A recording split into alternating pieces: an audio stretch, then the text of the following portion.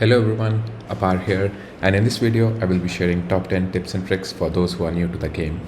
So my first tip is to collect as much loot as possible, especially early on in the game. You will need supplies to buy medical kits, ammunitions, and sometimes new weapons as well. Additionally, while looting, you can pick up a lot of different types of and stronger weapons from the loot. So try to loot as much as possible and pick up some cool new guns on the way. Also, keep in mind that you lose some of your supplies when you die.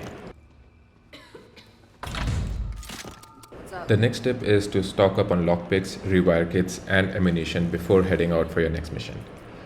In Redfall, you'll come across lock crates, safes, and cars which will require lockpicks or rewire kits to open. Sometimes cars will also be wired to raise an alarm if its trunk is opened. But remember to use the lockpicks and rewire kits to open things only once you're above level 11 or 12. A lot of times the guns won't be good enough and the cost of selling the gun will be much less than that of a lockpick.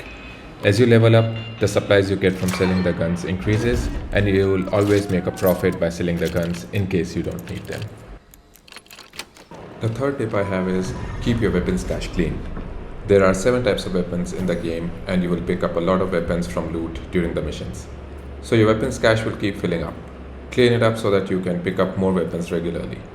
You will also need to change weapons during a fight depending upon the type of enemy, and having a clean cache will help you quickly change your weapons. Remember, the game does not pause when you have opened the loadout and enemies can still shoot and kill you, so you'll need to be quick while changing your weapons loadout.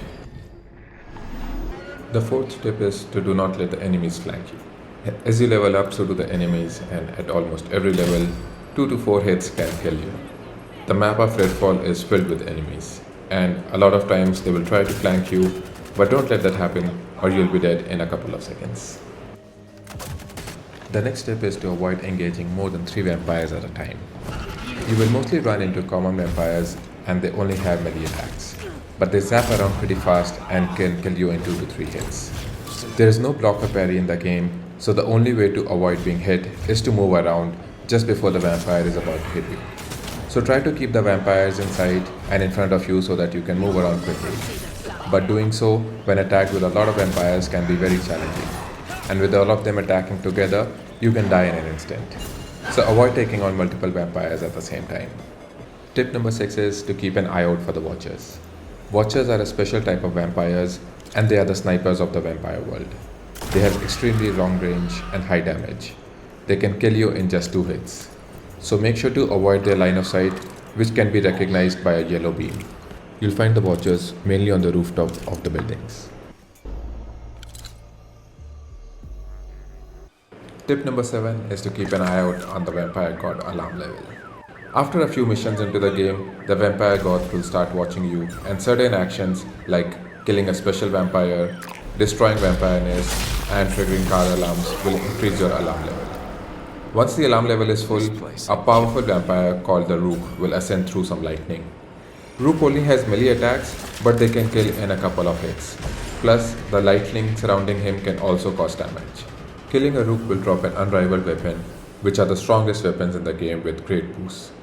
The quickest way to kill him is by using your special weapon or the stake launcher, which can kill the Rook in 3 to 4 hits. So keep an eye on the alarm level and make sure you have the stake launcher ammunition full when the Rook is about to ascend. The next tip is that during the boss fights, keep an eye on the color of the health bar. If the health bar is red, that means the boss can take damage, but if it's white, then the boss will not take damage, and instead, you have to do something else in the environment for the bar to change to red. Tip number 9 is to equip Vampire Blood and Vampire God Remnant. While there are a lot of different types of cool weapons to equip to deal with different types of enemies, you will also unlock the ability to equip Vampire Blood Sample and Vampire God Remnant. These will provide additional bonuses to your stats, especially increasing your health considerably, and will also give you some additional boosts.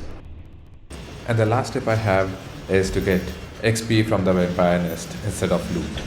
After a few missions, you will come across a vampire nest.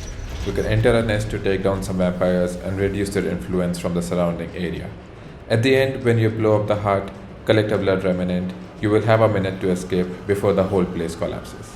There will be multiple chambers which you'll have to blow up to find the exit.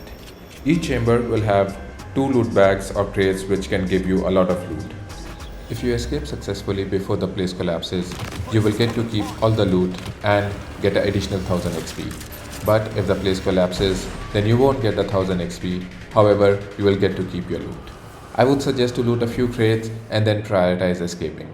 You will get plenty of loot outside the nest as well, and the 1000 XP will help you level up fast, which can be a little challenging in this game.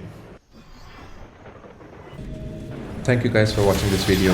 My name is Apar and thank you for supporting the channel. Have a great day.